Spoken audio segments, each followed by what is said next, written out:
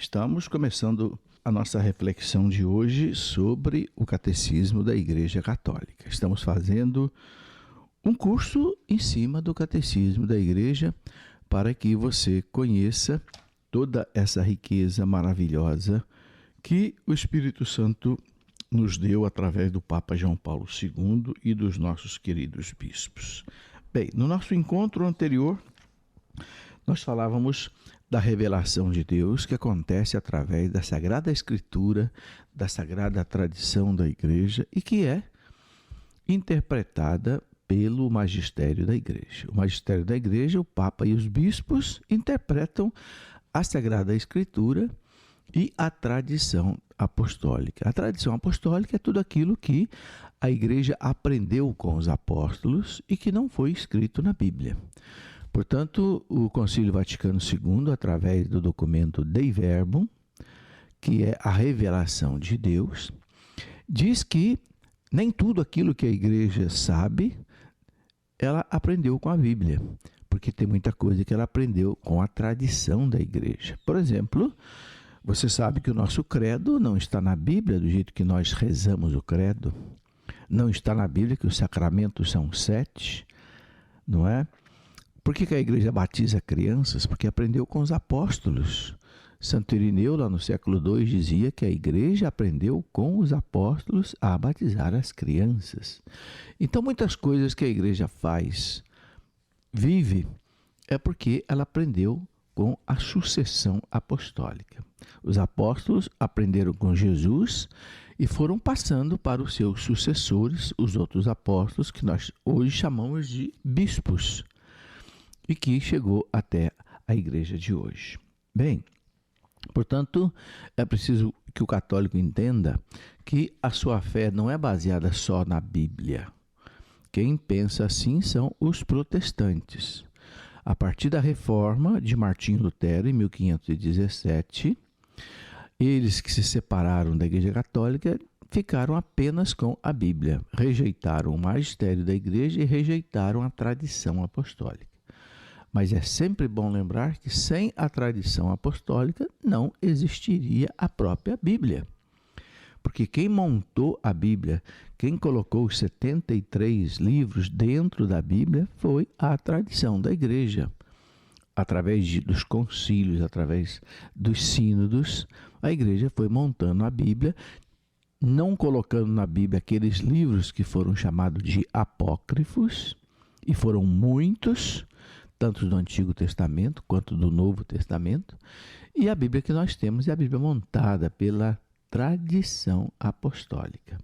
Então é preciso que você entenda que a nossa Igreja Católica, ela se baseia em 3 colunas: a tradição apostólica, a Sagrada Escritura e o magistério da Igreja. Né? E o nosso catecismo ensina isso bem, de maneira bastante clara, citando várias vezes esse documento que eu já falei, chamado Dei Verbum. Portanto, esse depósito da fé, ele foi confiado à Igreja, ao magistério da Igreja. No número 85, no parágrafo 85 do Catecismo, a gente encontra esta citação da Dei Verbum, que diz assim: o ofício de interpretar autenticamente a palavra de Deus, escrita ou transmitida, escrita é a escritura, transmitida é a tradição, foi confiado unicamente ao magistério vivo da Igreja, cuja autoridade se exerce em nome de Jesus Cristo. Veja que citação importante do Concílio Vaticano II. A missão de interpretar autenticamente, quer dizer, com autorização divina, a palavra de Deus, tanto da Bíblia quanto da tradição, foi confiado unicamente ao magistério vivo da Igreja, cuja autoridade se exerce em nome de Jesus Cristo. Então, quem tem autoridade, competência para interpretar a palavra de Deus, seja da Bíblia, seja da tradição, é o magistério da Igreja, o Papa com os bispos. Eles têm o carisma da infalibilidade, para interpretar, para nos explicar, para dizer para nós como é que nós devemos entender aquilo que está escrito ou transmitido pela tradição. Isso é muito importante. Nós todos precisamos ler a Sagrada Escritura, precisamos meditar e rezar, mas quando há dúvida, não sou eu quem vou tirar esta dúvida e nem você. É a Igreja, é o magistério da Igreja, através do Papa e dos bispos. E o Catecismo fala aqui também, em seguida, dos dogmas da fé. Aquelas verdades da fé que o magistério da Igreja entendeu, inspirado pelo Espírito Santo, que nos ensina e que nenhum católico pode duvidar. Então, o parágrafo 88 diz assim que o magistério da Igreja empenha plenamente a autoridade que recebeu de Cristo quando define dogmas, isto é, quando, utilizando uma forma que obriga o povo cristão a uma adesão irrevogável de fé, propõe verdades contidas na revelação divina ou verdades que com estas têm uma conexão necessária. Então, o Catecismo explica que os dogmas são verdades de fé irrevogáveis, quer dizer, que não mudam, não podem ser canceladas, que o magistério da Igreja nos propõe para crer e que todo católico é obrigado a crer. Por exemplo, os 12 dogmas do creio, o creio são 12 dogmas, creio em Deus Pai Todo-Poderoso, Criador do céu e da terra, creio em Jesus Cristo, creio no Espírito Santo, creio na Santa Igreja, não é? Todos os dogmas da fé. E outros dogmas, o dogma da Santíssima Trindade, o dogma da infalibilidade do Papa quando ensina uma verdade de fé, quando proclama um dogma, o dogma da Assunção de Nossa Senhora ao céu de corpo e de alma, o dogma da Imaculada Conceição de Nossa Senhora e muitas outras coisas que a Igreja nos ensina. Na verdade, tudo o que a Igreja nos ensina, que está no Catecismo da Igreja Católica, nós podemos dizer que é verdade de fé ensinada pelo magistério, ou seja, dogmas que nós temos que acreditar, como, por exemplo, a existência dos anjos, como, por exemplo, a existência do demônio, anjos bons que se rebelaram contra Deus, a existência do purgatório, a realidade do purgatório, a realidade do céu, a realidade do inferno, a realidade do juízo final, do juízo particular, a realidade da segunda vinda de Cristo. Todos são verdades de fé, dogmas que o magistério da Igreja nos ensina. Este o Catecismo deixa aqui bastante claro para nós.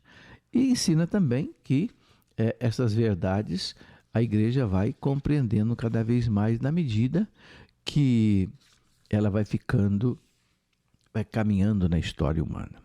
O parágrafo 95 do Catecismo nos diz que fica, portanto, claro que, segundo o sapientíssimo plano divino, a Sagrada Tradição, a Sagrada Escritura e o magistério da Igreja estão de tal modo entrelaçados e unidos que um não tem consistência sem os outros e que juntos, cada qual a seu modo, sob a ação do mesmo Espírito Santo, contribui eficazmente para a salvação das almas. Aqui está um resumo de tudo, né? Essa citação é uma citação daquele documento da Igreja que eu já falei aqui várias vezes, Dei Verbum, número 10, no parágrafo 3, que diz, então, isto, né? Fica, portanto, claro que, segundo o sapientíssimo plano divino, a Sagrada Tradição, a Sagrada Escritura e o Sagrado Magistério da Igreja estão de tal modo entrelaçados e unidos que um não tem consistência sem os outros. Isso quer dizer que se você desprezar a Bíblia, você derruba também a tradição e a Sagrada Escritura. Se você despreza a tradição, você derruba a Bíblia e derruba o magistério da Igreja. Se você despreza o magistério da Igreja, você derruba a tradição e derruba a Bíblia. É como uma mesa de 3 pernas. Se você tirar uma perna, cai a mesa. assim a igreja é apoiada nessas três pernas, vamos assim dizer, a tradição apostólica, a Sagrada Escritura e o magistério da igreja. Eu penso que você pôde entender muito bem, né, o que nós colocamos aí. Bem, depois o catecismo passa a falar da revelação feita pela Sagrada Escritura, né, aquilo que foi escrito. Então, muitos homens inspirados pelo Espírito Santo, né, os chamados agiógrafos. Agiógrafo é aquele que escreveu algum livro da Bíblia. Foram pessoas que o Espírito Santo iluminou a sua inteligência para que eles explicassem para nós a Sagrada Escritura. Mas é muito importante a gente entender que o autor da Sagrada Escritura é o próprio Deus, é o próprio Espírito Santo.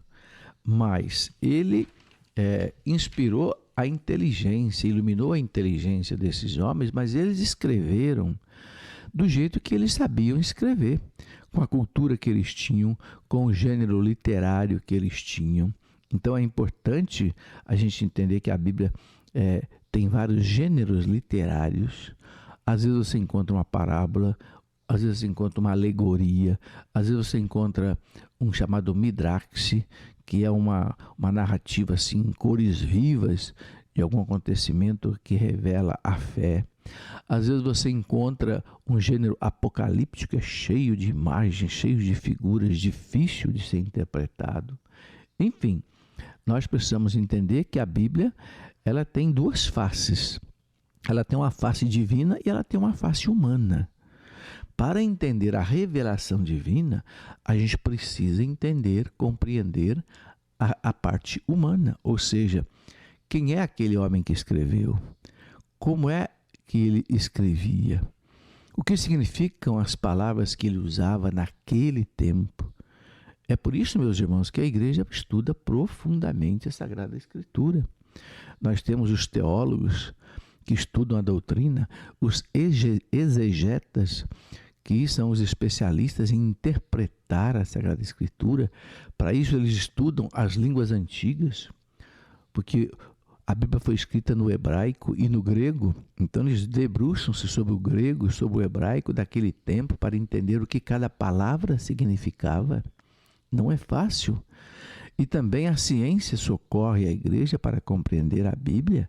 Nós vemos aí, não é, aqueles que são arqueólogos, que vão estudar as coisas antigas, vão fazer as escavações para encontrar objetos, para encontrar explicações para muitas coisas. E a toda hora a gente vê, não é, novos descobertos sendo feitos pela arqueologia, pela paleontologia. Qual é a diferença entre a paleontologia e a arqueologia? A arqueologia, ela busca aqueles elementos que não têm vida. Por exemplo, cerâmicas, coisas enterradas, placas. A paleontologia busca aquelas coisas vivas que morreram e foram sepultadas. Por exemplo, cadáveres, ossos, animais. Para quê? Para poder entender o nosso passado. Saber uma determinada palavra da Bíblia, o que significava lá atrás. Por isso, não é fácil a gente interpretar a Bíblia quando a gente tem dúvida. Por isso que a igreja diz que quem tem que fazer essa interpretação é o Sagrado Magistério da Igreja, que estuda muito, que ouve os apóstolos, que ouve os exegetas, ouve os arqueólogos, ouve os linguistas, ouve os cientistas para poder, então, trazer a nós a interpretação correta de tudo isso daqui. E nós dizíamos aqui da importância de nós podermos compreender qual era a intenção daquele que escreveu, iluminado pelo Espírito Santo. Diz aqui o nosso catecismo que para descobrir, é o parágrafo 110, se você está seguindo com o texto na mão, para descobrir a intenção dos autores sagrados, aqui levar em conta as condições da época e da cultura deles, os gêneros literários em uso naquele tempo, os modos então correntes de sentir, falar e narrar. pois a verdade é apresentada e expressa de maneiras diferentes nos textos que são de vários modos históricos, ou proféticos, ou poéticos, ou nos demais gêneros literários de expressão. Na verdade, o catecismo aqui está citando a Dei Verbum do Concílio Vaticano II, no parágrafo 12. E o Concílio Vaticano II, ele indica 3 critérios para uma interpretação correta da Escritura, conforme a inspiração do Espírito Santo. Então, em primeiro lugar, prestar muita atenção ao conteúdo e à unidade da Escritura inteira. A Escritura é um todo, ela revela Jesus Cristo. O Antigo Testamento anuncia Jesus Cristo e o Novo Testamento revela, então, Jesus Cristo. Então, prestar atenção na Escritura inteira. Diz o Catecismo, pois, por mais diferentes que sejam os livros que compõem a Escritura, é uma em razão da unidade do projeto de Deus, do qual Cristo Jesus é o centro e o coração, né, dessa Escritura. Tudo é voltado para o Cristo. Depois, então, ler a Sagrada Escritura num todo. Eu não posso pegar apenas um versículo da Bíblia e já tirar uma conclusão. Eu preciso juntar com outros versículos, outras partes. Por isso que não é fácil. Muitas vezes você lê um versículo, depois você lê outro versículo, pode dar a impressão que um versículo está contradizendo o outro, mas não é. No conjunto, depois, se você entender toda a Sagrada Escritura, você vai ver que tem um sentido, é claro, mas que nem sempre é fácil para aquele que não conhece profundamente toda a Escritura. Bem, depois nós temos o segundo ponto que o concílio coloca, ler a Escritura dentro da tradição viva da Igreja inteira. Veja, ler a Escritura dentro da tradição viva da Igreja inteira. Conforme um provérbio dos padres antigos, diz o Catecismo, né? A Sagrada Escritura está escrita mais no coração da Igreja do que no papel, né? A Escritura está mais no coração da Igreja do que no papel. Então, é preciso conhecer esse coração da Igreja, essa tradição da Igreja, que foi quem montou a Bíblia, como eu já expliquei. Ele diz que, com efeito, a Igreja leva em sua tradição a memória viva da Palavra de Deus e é o Espírito Santo que lhe dá a interpretação espiritual da Escritura, segundo o sentido espiritual que o Espírito dá à Igreja. Então, o Espírito Santo revela à Igreja o sentido da Escritura. Por isso, a tradição da Igreja, desde os apóstolos, dos santos padres, dos santos doutores, dos santos pontífices, dos santos mártires, dos santos confessores, né? Dos santos monges do deserto, todos eles, a todos eles o Espírito Santo falou. E eles trazem tudo isso que nós chamamos de tradição da Igreja, que traz para nós a interpretação correta da Sagrada Escritura. Depois, o terceiro critério que o concílio nos apresenta é estar atento à analogia da fé. O que é essa analogia da fé? Por analogia da fé, nós entendemos esta coesão, essa unidade das verdades da fé entre si e no projeto total da revelação de Deus. Quer dizer, nesse projeto de revelação, as verdades da fé, elas têm uma união. Uma não pode contradizer a outra. Então, ler a Escritura de acordo com essa analogia da fé. Então, são 3 critérios que recomenda o Concílio Vaticano II. Primeiro, prestar muita atenção ao conteúdo e à unidade da Escritura inteira. Segundo, ler a Escritura dentro da tradição viva da Igreja. Terceiro, estar atento à analogia da fé. Isso aí você vê nos parágrafos 112, 113 e 114 do nosso catecismo. E depois o catecismo fala dos sentidos da Escritura, né? Ali falou de como interpretar a Escritura, aqui ele fala dos sentidos e diz que existem 3 sentidos, ou melhor, 2 sentidos, onde um deles é desdobrado em outro. Há o sentido literal e o sentido espiritual. O sentido literal é aquilo que está escrito, literalmente. Então, a primeira interpretação nós devemos fazer em cima daquilo que está escrito. Por exemplo, Jesus diz, isto é o meu corpo que é dado por vós. Então, aí não tem dúvida, ele estava com a Eucaristia na mão. Então, aí a interpretação é fácil. Mas há também um sentido espiritual que o catecismo desdobra em 3. Ele fala em sentido alegórico, moral e anagógico. O sentido alegórico é muitas vezes uma alegoria que é usada, uma representação. Por exemplo, o povo de Deus que atravessa o Mar Vermelho, aquilo significa para nós a libertação da Páscoa. A Arca de Noé significa para nós a igreja que salva do dilúvio do pecado. Não é? Depois há um sentido moral. Os acontecimentos da Escritura, eles nos ensinam como é que nós devemos agir. Há um sentido moral e um sentido chamado também de anagógico. Esse sentido anagógico é para onde a Bíblia nos envia, ou seja, para Deus, para a vida eterna, para uma vida depois desta. É o chamado sentido anagógico. Então, concluindo tudo, o catecismo diz assim: a letra ensina o que aconteceu. É a interpretação literal. A letra ensina o que aconteceu. A alegoria, o que a gente deve crer, é o sentido alegórico, né? A moral, como a gente deve viver. E depois, a anagogia, para onde eu devo caminhar.